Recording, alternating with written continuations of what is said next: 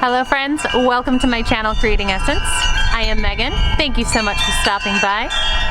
I hope you can hear me over my wind chimes because they have suddenly decided to get real loud, which always happens when I'm trying to film out front.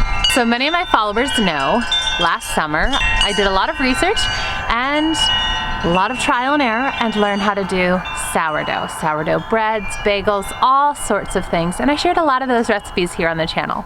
I'll list a few of them down below.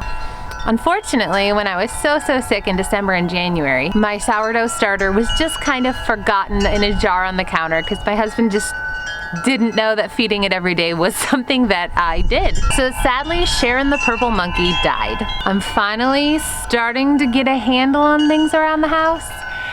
So I decided to make another batch, another wild-caught yeast sourdough starter, and I decided to bring you all along for the ride. Creating your own starter is actually ridiculously simple.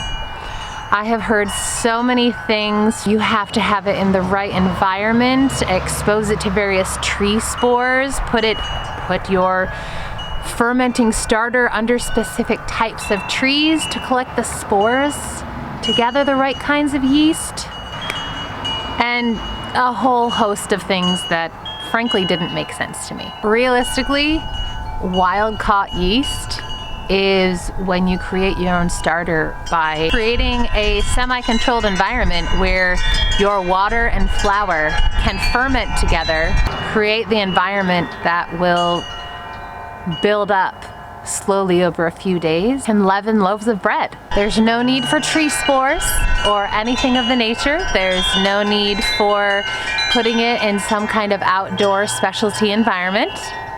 It's just fermenting wheat until it's gathered enough good stuff that it can make a loaf of bread rise.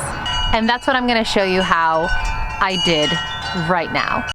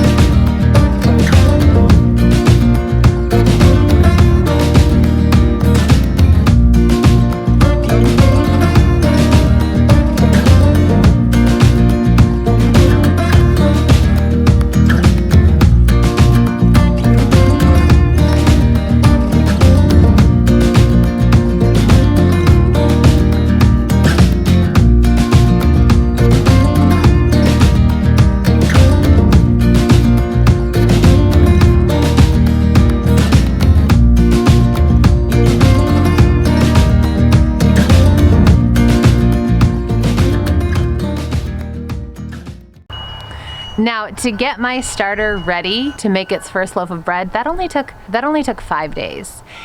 It has been really warm here. We've had a couple days in the 80s. So my kitchen's been really warm, and that fermentation process has gone faster than some people in colder climates or people who have air conditioning running in their houses might take. And that's okay. What you're looking for in that end result is for at least 2 days in a row, your starter is more than doubling in volume, is changing from a pancake batter type paste after you feed it to a fluffy, airy, full of bubbles, almost like a foamy, marshmallowy kind of texture. That's when it's ready. For some people, it may take 5 days. For others, it can take 1 to 2 weeks, depending on the climate in your home. You will find a plethora of recipes and methods on the internet, and everything is going to be unique to each person and what works for them. This is what works for me. When I was first learning though, there was one particular resource that was so much more helpful than the others. There are a lot of resources and methods that do hybrids or have you include additional leavening like a little yeast or a little baking soda or baking powder. That's not what I wanted to do. So it took some time to find good resources. Thankfully, I was able to find this book, Artisan Sourdough Made Simple by Emily Raffa.